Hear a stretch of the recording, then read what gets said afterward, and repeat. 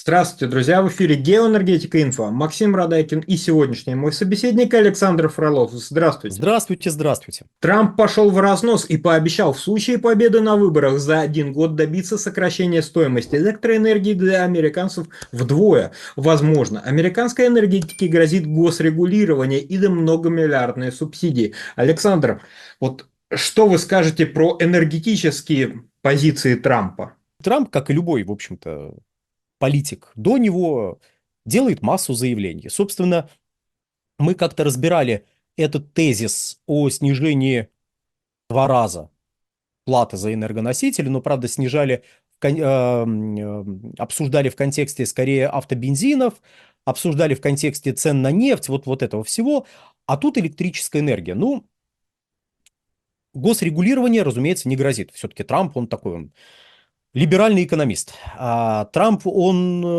может обещать сейчас все, что угодно.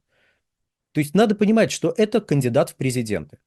Логика действий кандидатов в президенты – это не логика действия государственного деятеля. Это не логика деятеля, это не логика действий управленца, которому нужно решить некую задачу.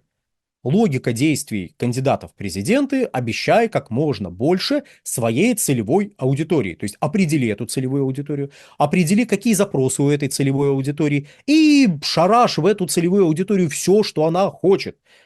Ну, очевидно, что граждане Соединенных Штатов Америки – поразительное открытие для кого-то, возможно, но хотят платить за энергоносители меньше. Знаете, в этой стране рассказывают о том, что ребята, да мы добываем больше нефти, чем все на планете Земля. Мы добываем больше газа, чем все на планете Земля. Мы электрической энергии производим, ох-ох-ох, сколько. Вот, а простой американец смотрит и говорит, а почему тогда так дорого? И, уважаемые зрители, вы можете сказать, и что? А у нас еще дороже? Нет, у нас не дороже. У нас не дороже, у нас в 1,5 раза дешевле автобензины. Да, тезис о зарплатах я тоже готов принять, понять, простить, но простому американцу, который слушает агента Дональда, ему, в общем-то, все равно, что о своих ценах думают в России, Саудовской Аравии, Бангладеш, Сербии, Буркина-Фасо, Коста-Рике. Ему интересно, сколько конкретно он платит и кто сделает так, чтобы вот простой американец, который отдает свой голос, там, правда, не напрямую, а через хитрую систему, которая принята в Соединенных Штатах, ну, в общем, отдает свой голос за конкретного кандидата. Чтобы вот этот кандидат, когда станет президентом, сделал хорошо. И вот если он обещает сделать хорошо, а хорошо для всех разное, то значит, вот все, отдаю голос ему. Для Соединенных Штатов Америки вопрос энергоносителей за последние лет 15 обострился. И до этого, разумеется, он не был, ну, он не стоял совсем уж на периферии. Тем более, что у Америки очень долгая история нефтегазовой отрасли. Она насчитывает, ну, уже более 1,5 столетий. И в Америке были периоды, когда автобензины резко дешевели, когда дешевели в целом энергоносители, но это было в период острых кризисов. Были периоды, когда энергоносители дорожали, электричество дорожало, и моторное топливо дорожало. Опять же, это были периоды кризисов. И для американца, если он видит, что резко меняется цена на энергоносители, это значит, что ситуация ненормальная.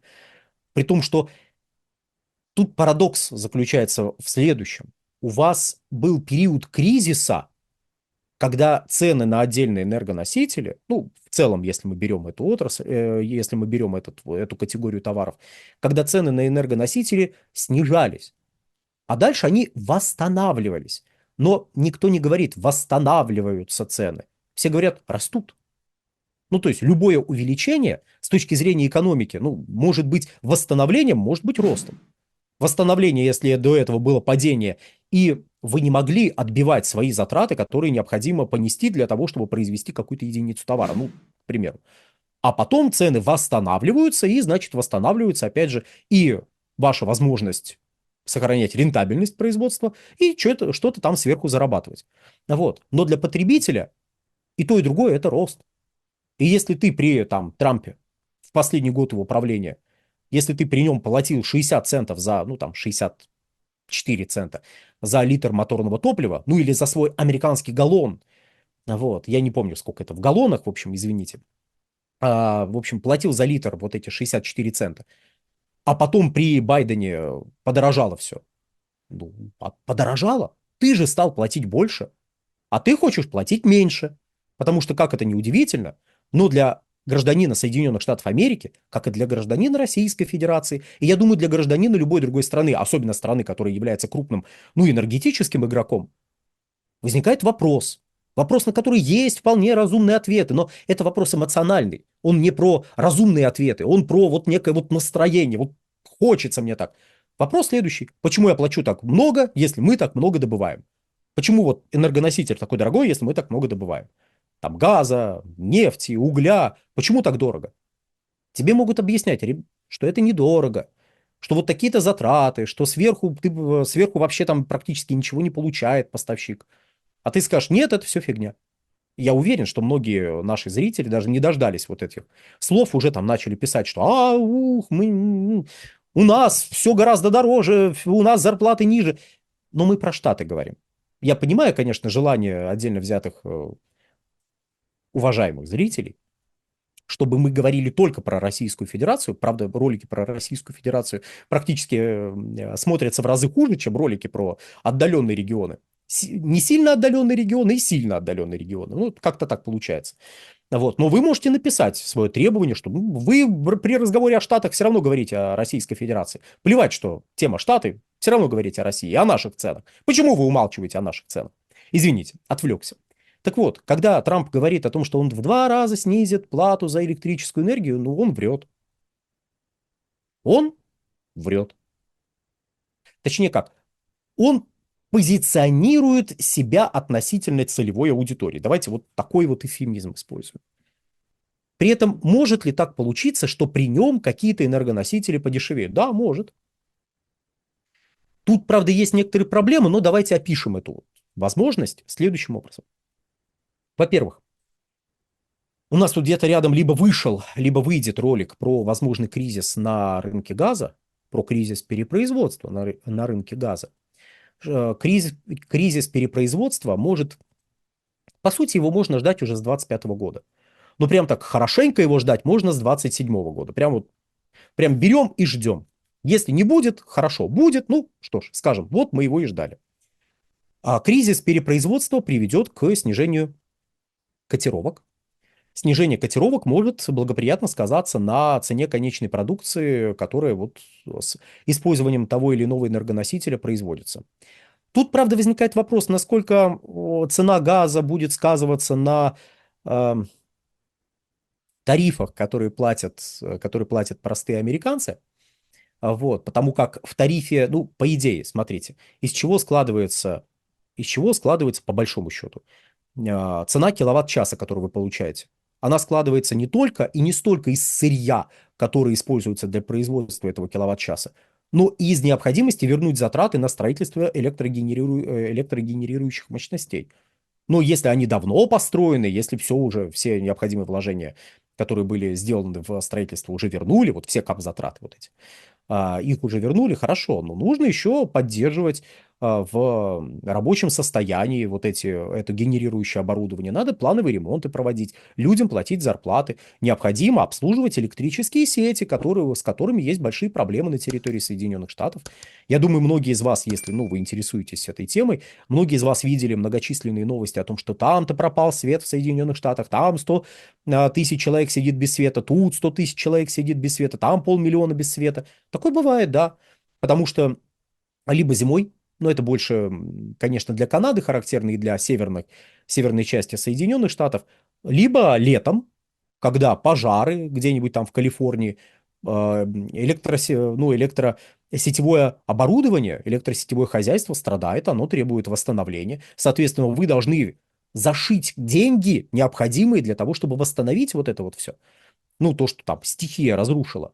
Для повышения надежности электроснабжения, опять же, надо строить новые мощности.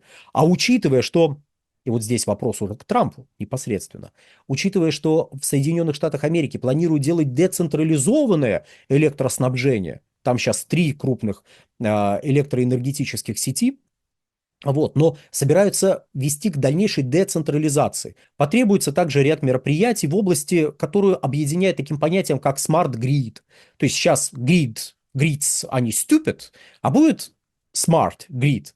Вот чтобы сделать их smart, там тоже нужно потратить деньги. И вот единственное, на что может оказать влияние непосредственное президент Соединенных Штатов, это вот приостановить вот эту децентрализацию, потому что туда вкладываются деньги, это делается в рамках зеленых инициатив. Вот тут он может оказать влияние, но это скорее приведет к неудорожанию, может быть, электрической энергии, но не к ее удешевлению. То есть, по большому счету, Трамп может сделать так, что дорожать электричество будет медленней, либо он может посидеть, понадеяться на кризис, который, правда, ударит по газовым игрокам внутри Соединенных Штатов, если это будет полноценный кризис, и котировки еще снизятся в полтора-два раза, то для потребителей, ну, для крупных потребителей газа это будет, наверное, даже хорошо, потому что газ подешевел, красота. Строим еще больше газовых электростанций, строим еще больше, покупаем еще больше газа, в общем, не суть.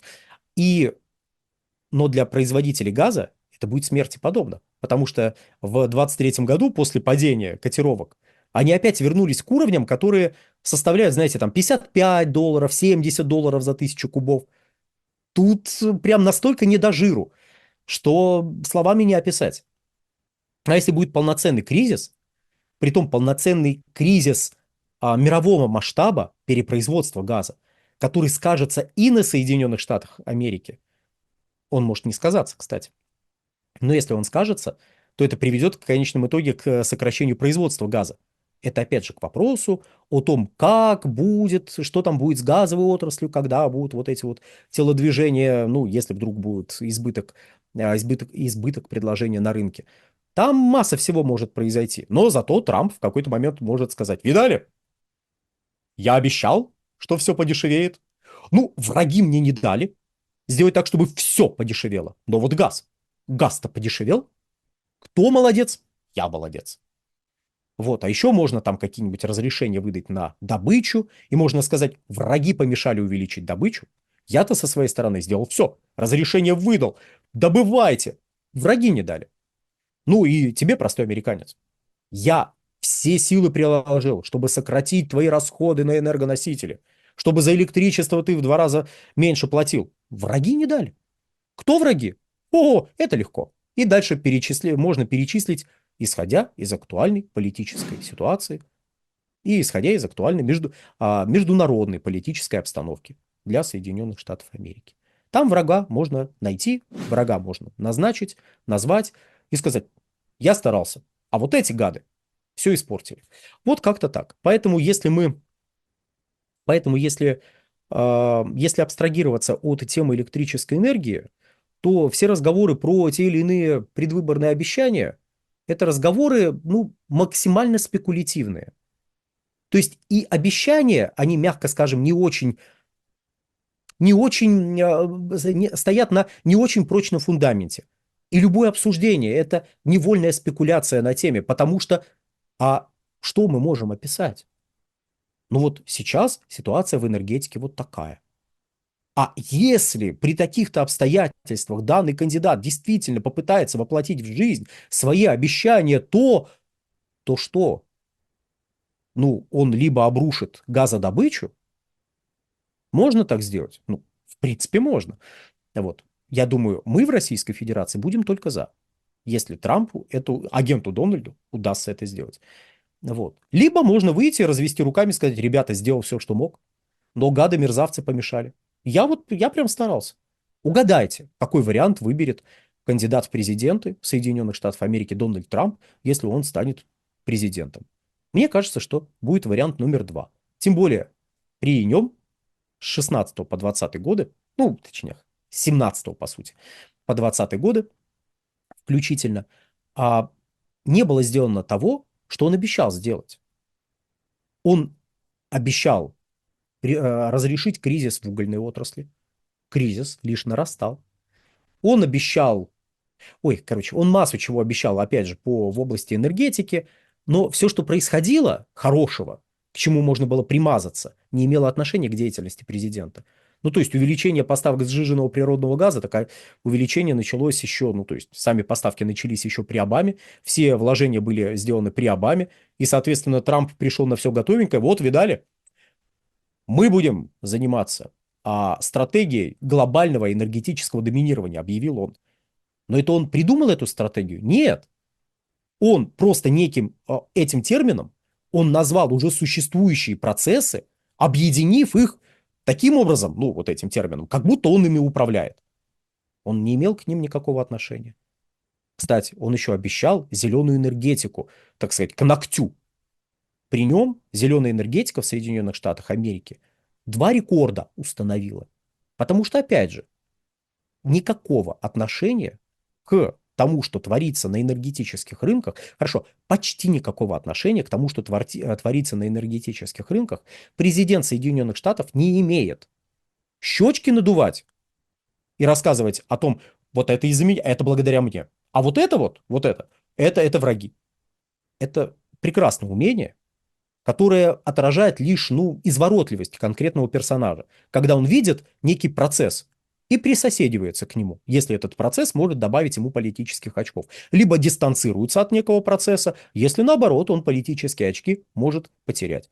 И вот сейчас, когда бывший президент и ныне кандидат в президенты Соединенных Штатов Дональд Трамп напоминает избирателям, а вот при мне бензин стоил 60 там, с небольшим центов за литр. Ну, он говорит в американских галлонах, но не суть. Мы будем его переводить на русский, агента Дональда нашего. Так вот, он когда об этом говорит, он умалчивает, что он никакого отношения к этому снижению цен не имел. Просто вообще никакого. Абсолютно. Но простому избирателю не до того. Ему не до того, чтобы разбираться в вопросе. Ему не до того, чтобы понимать, влияет этот персонаж на то, что он обещает сделать или не влияет. Избирателю все равно. Ему главное создать красивую картинку, в которую он готов поверить. Ну, и избиратель в таком случае раз за разом будет обманываться. Он будет маленьким, глупеньким дурачком, независимо от возраста, потому что будет верить обещаниям людей, которые никакого отношения к тому, что они обещают, не имеют. На этом, дорогие друзья. Александр, большое спасибо за комментарий. Друзья, пока YouTube замедляют, призываю вас не дожидаться, пока его заблокируют, и нас вместе с ним. Подписывайтесь на наш телеграм-канал Геоэнергетика Инфо. Ссылка будет в описании и закрепленном комментарии. Там же будут реквизиты для желающих финансово поддержать наш проект в столь интересное время. Спасибо, до новых встреч. И, кроме того, дорогие друзья, вы когда подписываетесь вот на ВК, подписываетесь там на Дзен и прочем, если вам не сложно, вы ставьте какие-нибудь лайки, пишите какие-нибудь комментарии, повышайте активность, если вам не сложно. Если сложно, ну, как бы да, понятно. Поставить лайк и комментарий, это, если не сложно, сделайте, пожалуйста. Ну и также, если вас не затруднит, подпишитесь на мой телеграм-канал «Нефтегазовая игра» и на телеграм-канал «Инфотек». На сегодня все. Всего хорошего.